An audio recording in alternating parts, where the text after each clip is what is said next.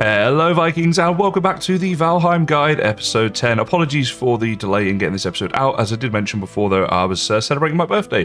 But today's episode is all about food and comfort, and there's a couple reasons why today in particular we are going to be focusing on that. But it seems like it's a good idea in preparation for Bowmass. Plus we recently unlocked some new things, such as the new cooking station, right? So we've got the iron cooking station available to us right now, and also the Hearth as well. So these are going to be useful things when you're getting your cooking stuff set up. So now that we have that available to us, it seems like a good time to jump straight into this, and that is what we're doing today. So first thing to say is I've been using a bit of space inside my sort of workshop area right now with these fermenters, and that's been good, but we are going to move those over into the new cooking area. And we've got this whole corner over here of our base right now that is not being used. So this seems like a good area for us to get everything set up with all the cauldrons and cooking stands and hearths and all that sort of stuff, right? So as part of that, what we want is also to have a storage area so we can store all of our food materials and be super efficient when we are making up our new foods and potions and whatever else. So what I'm going to do is actually start by just kind of marking out that sort of area, and then we'll build something nice around it. I think I also need to do a little bit of flattening of land here as well, so we can get ourselves a nice base to work with. Okay, so our kitchen is just about built, guys. Obviously a lot of work done off camera here, so what I'm going to do is spend a little bit of time just going through this, partly because obviously, as I say, a lot was done, and also because a few of you have asked me to go into some sort of building ideas that I have and that sort of thing in a bit more detail in this series. So first thing to mention is of course the Jacko turnip, which is very cool. Obviously that's only available during the month of October, I believe, so it has to be around Halloween that you make this. So if you want one in your world, then you're going to need to go ahead and make them pretty quickly, because then it will be gone again. It's one of those seasonal decorational items, a bit like the Yule tree and the maypole.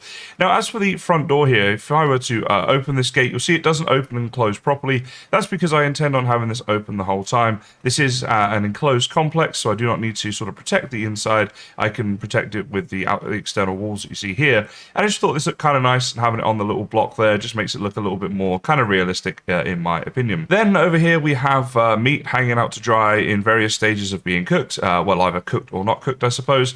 The way you can do this is to place a campfire underneath, then place the meat on to cook. And if you want like one cooked and one non-cooked on the same thing, you just stagger the placement of it. So you place one necktail on, wait a good few seconds, then place the next one. As soon as the first one cooks, you destroy the fireplace, and boom, there you go, one cooked, one non-cooked. Just seemed like a nice thing to have outside the kitchen. Again, just adding that decoration. And then we have these windows here, and we have some food out to cool. Now, eventually I want to have things like pies and bread and stuff out here, because I think that will look nicer, but we're not available to get that just yet at this stage of the game, so I went ahead and had that. Again, just adding a bit of decoration, trying to make this look less like a block and more like a realistic building. And that's kind of why I added these things up here as well. There's no purpose to these at all. They're purely aesthetical, just to have this kind of rim going around here, as you see.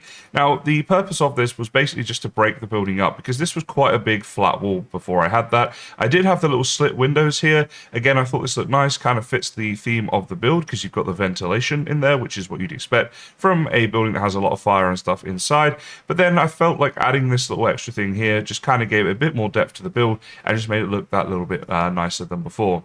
Now, as it's turned nighttime, I'm going to go ahead and sleep and show you this again during the day, as I think it looks a lot better during the day and allows me to explain a few extra things. However, what I will do is just quickly pop inside and show you what the inside setup is looking like. Now, I obviously intend to keep all these fires stoked for sort of most of the time.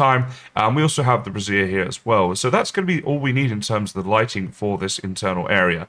So this is how it looks at nighttime. As I say, I'm going to sleep now, and then we'll talk about everything else we've got here when it's daytime again. One thing I will mention, it's just turned morning here, so it's still very dark, is how cool the Jacko turnip looks in the darkness. It does light up just there. You see you can also add resin to it, so it is a light source as well as a decorational item. And I got to say, I think that looks pretty awesome as a little decoration. Okay, so now we have some more light here. I'm going to talk again a bit more about the outside of this building. So I decided, as you can see, to put it on a bit of a stone base. I felt like that just kind of looked a bit nicer. Again, it adds a bit of dimension and depth to the outside of this build as well, rather than just all being like one flat wooden wall. So I thought that looked kind of nice and kind of like a development as well as we progress through the game. The other thing I did was added these slats up here, as you can see, in the roof bits, and they are on both sides of this building. The reason for that was partly decorational. I think it looks nicer than just like building all wood the whole way up, and also the ventilation aspect of it as well. So if we go inside real quick, you'll see here that I don't actually have any chimneys within the roof, and we have these three fires, right, the two hearths and the actual campfire here, and none of this has been a problem so far. We have not got any smoke problems. Now, I don't know, this actually surprised me. I thought I was going to have to build a chimney. I was sort of prepared to do that, but then found that I didn't need to. So I don't know if it's just these little slats here, coupled with like the windows that we have here, that is just like enough. Obviously the door here is always open as well, so maybe that's enough. I'm kind of surprised by this, but that was like a nice thing. So again, the slats in the roof do have some actual purpose to them, as well as the decorational side of it. Then as for the roof, you can see like the roof basically that we did here is a smaller version of the roof that we did here. So you got one that is the sort of shallow angle, and then one that's the steeper angle here to complete the roof on both sides. And again, it was just making it sort of keep in with the theme of this build. For this one here, we just did like a traditional sort of roof, the workshop, but I still think this looks kind of cool. So I think that's most of the outside talked about at this point. Let's go in and see what's going on inside. Okay, so inside here, guys, what we've got is a few different things. The two halves here, one with the iron cooking station in order to cook the heavier meat. So that's the serpent meat that we already have, and the lox meat when we get around to getting some of that. Then we have 10 cooking stations above this hearth right here. So I like to have multiples of 5. So the reason for that is because if you look at, like, let's go and grab out some food here. So we've got some raw meat here. So for example, the deer meat there stacks in 20s. The serpent meat, that stacks in 50s. I know that's obviously a different type of meat. But basically, you know what I'm saying, right? The boar meat stacks in 20s. So if you've got multiples of 5, then it's very easy for you to work out exactly how much you want to cook. Just a personal preference, but you could get more on here if you wanted to. Then, of course, we've got the cauldron in the corner here. I left a bit of space behind it for future cauldron upgrades. Right now we just have the spice rack available to us, so that's hanging off these beams. And these beams here as well, guys, are purely decorational. They did allow me to hang the spice rack up and also to have the brazier hung up here. Brazier. I always say this wrong. I always get comments on this. I don't know. This thing, right, is hanging up here. As for the table over here, of course, this is just decorational, but I thought it would be nice to have, you know, a bit of a table with food and stuff going on as it's the kitchen. Might be a little bit close to the table there, but there we go. Then we got the fermenters in the corner here with some space underneath to store all of the meads that we make up. Again, I said at the start of the video I wanted to move that in here, so I think that fits in quite nicely. And then, of course, storage that we have here as well, and we got a good amount of storage. This will probably last us, like, be a big enough storage amount for the entire game, but still, I'd rather make it too big than not big enough. So that's kind of like a look at the inside here as well, and some of the functionality stuff, as well as, of course, just some of the decorational items to make the thing look a little bit nicer. Okay, so I'm pretty happy with that cooking setup. I think we've got a really nice little setup there to cook all our food in quite an efficient way and still making it look reasonably nice with decoration.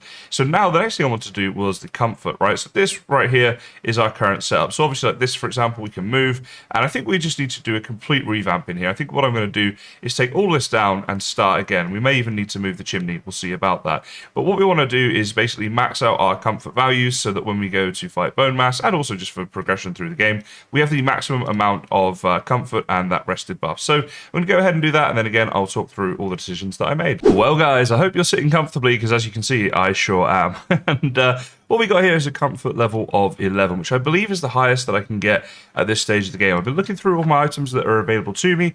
Oh, you're kidding. Let me go take care of this, and then I'll do this recording again. Alrighty, guys. Well, we've taken care of the event, so now I'm going to go ahead and talk a little bit more about the comfort. As you can see from the outside, not too much is different, but there is one notable exception, and that is the chimney, which is now missing, or at least it's been moved. It looks like it's missing, but it's actually here. So we got these two bits of roof here that stick up like this, and that is enough to allow the smoke to vent out, as you'll see in a second, and also to prevent it from getting rained on. So, you know, pretty useful.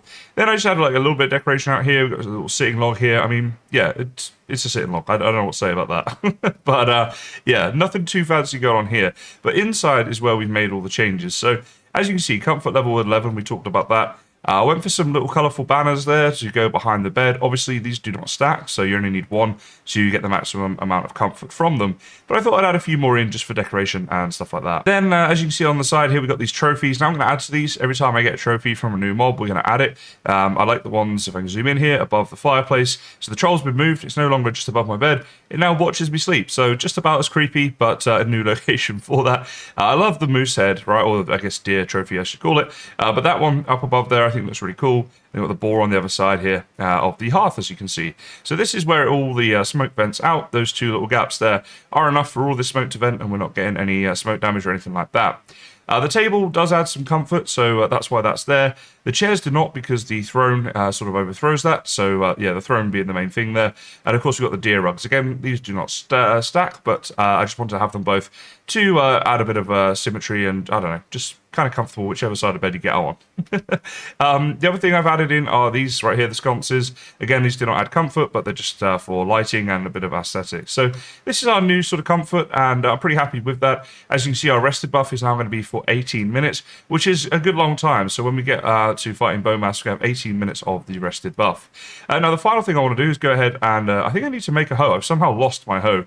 Don't know how I did that. But what we're going to do is add stone path throughout this base to keep developing the base as we go. Of course, all of this stuff really is a work in progress. Like, obviously, as we unlock new comfort things, for example, we'll have the dragon bed here instead of this bed in the future, and some other comfort items that we unlock once we get some new items. But I'm trying to play this game sort of in order, so that's kind of where we're at right now. Alrighty, guys, so as you can see, I have now added the stone paving around here. So this is how you do it, the paved road. You just need some stone on you, and be within the area of effect of a stone cutter, basically, to add that. And I think it's actually added something to the base. It actually looks quite nice. Decided to pave the whole workshop area, as I felt that was kind of a nice flooring for it. I thought about going stone floor, but it almost felt like too nice, whereas this is somewhere in between being nice and kind of more like, you know, outdoorsy, workshop-y. So let me know what you think about that, guys. I do have a little confession to make, though.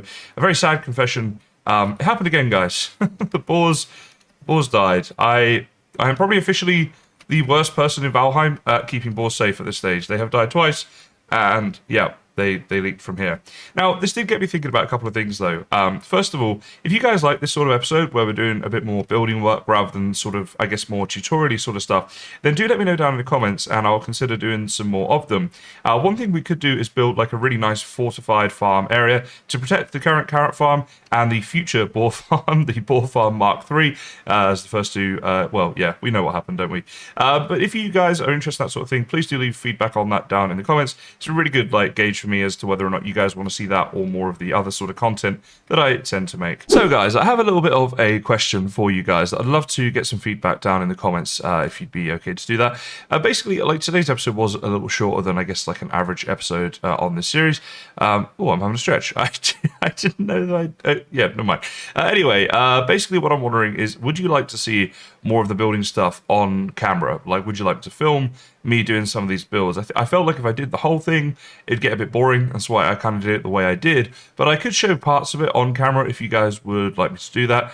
In future as well, I'll probably do some streams where I'm doing a lot of building, and I will upload those anyway. But yeah, it's always good to get feedback, guys, on what you want from the series and stuff like that. And so far, your feedback has been really useful, and I do genuinely appreciate it. So thank you for that. And of course, we're going to end the video with the dad jokes. They are coming. But for now, I just want to say thank you so much for watching, and I'll see you next time. What did the big chimney say to the little chimney? You're too young to smoke. Why is it risky to steal the hanging meat from a butcher? The stakes are high. What did one blueberry say to the other blueberry? If you weren't so sweet, we wouldn't be in this jam. What did the pecan say to the walnut? We're friends because we're both nuts. Did you hear the joke about pizza? Never mind, it's too cheesy.